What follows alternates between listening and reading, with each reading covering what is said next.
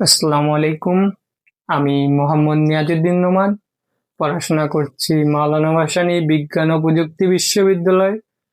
আমি infinity the academy of ইলিটস এর mentor হিসেবে যুক্ত আছি।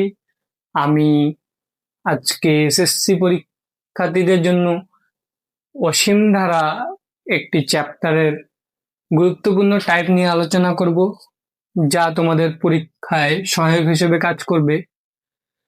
এখন চলো, একটা ধারা দেখতে পাচ্ছি, a a plus plus a r plus a r square plus dot dot dot অনন্ত ধারার সমষ্টির সূত্র S is equal to a divided by 1 - আর।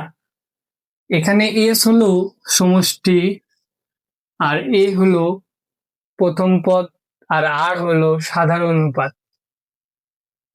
চলো এখন একটা প্র্যাকটিস দিয়ে রাখছি। দেখো, প্রথম পদ হলো 1, দ্বিতীয় পদ হলো 1/2, তৃতীয় পদ হলো 1/4। এখন আমরা এখানে প্রথম পদ কি দেখতে পাচ্ছি,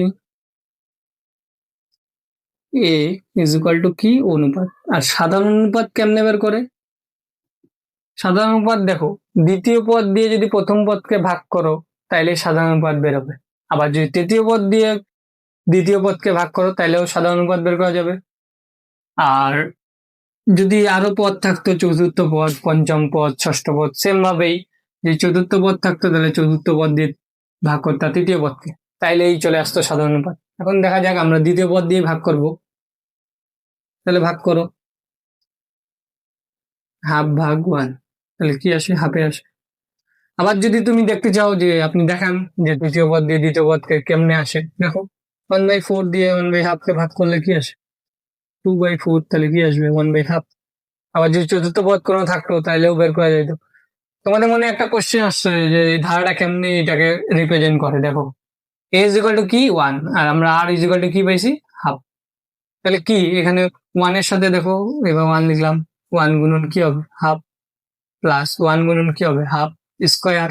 তাহলে কি আসতেছে, ধারা 1 plus half plus 1/4। This is the term of.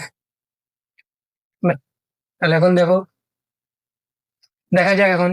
তাহলে তো ম্যাথ হয়ে গেছে অলরেডি। তাহলে এখন ফর্মুলা বসা দিই। S is equal to a divided by 1 - r. তাহলে এ এর মান 1 ডিভাইডেড বাই 1 - আর হলো কত, সাধারণ অনুপাত হাফ। তাহলে তো হয়ে গেল অঙ্ক। এখন 1, এটার লসাগু কত, 2 × 1 2 হবে, -1 2। তাহলে এখন করো 1/2, তাহলে হাফকে উল্টাই দিলে 2। This is the correct of answer. এখন দেখো, এরকম একটা ম্যাথ প্র্যাকটিস দিতে পারি তোমাদেরকে, যেমন 3 plus 0.3 plus 0.03 plus dot dot dot dot. ধারাটির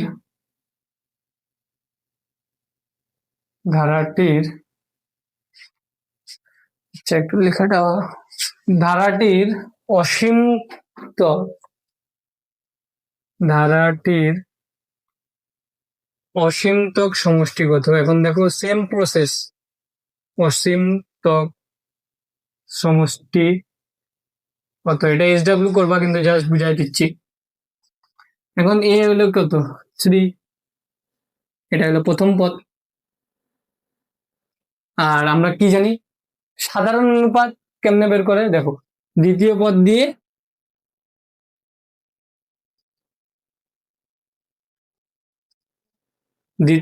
দিয়ে প্রথম পদকে ভাগ করবা, তাহলেই তো হয়ে যায় সাধারণ অনুপাত। তাহলে এখানে দ্বিতীয় পদ ভাগ প্রথম পদ, তাহলে দ্বিতীয় পদ কত, 0.3 ডিভাইডেড বাই প্রথম পদ 3। আর 0.3 কে কি লেখা যায়, 3/10 ডিভাইডেড বাই 10। তাহলে 3/10 × 3, এটাকে কাটাকাটি করা যায়, কিভাবে আসে, 1/10। তাহলে সাধারণ অনুপাত 1/10। এখন সূত্র বসাই দিলেই অঙ্ক শেষ। আশা করা যায় এটাই তোমরা পারবে। এই ম্যাথটা SW করে কমেন্ট বক্সে অবশ্যই জমা দিবে।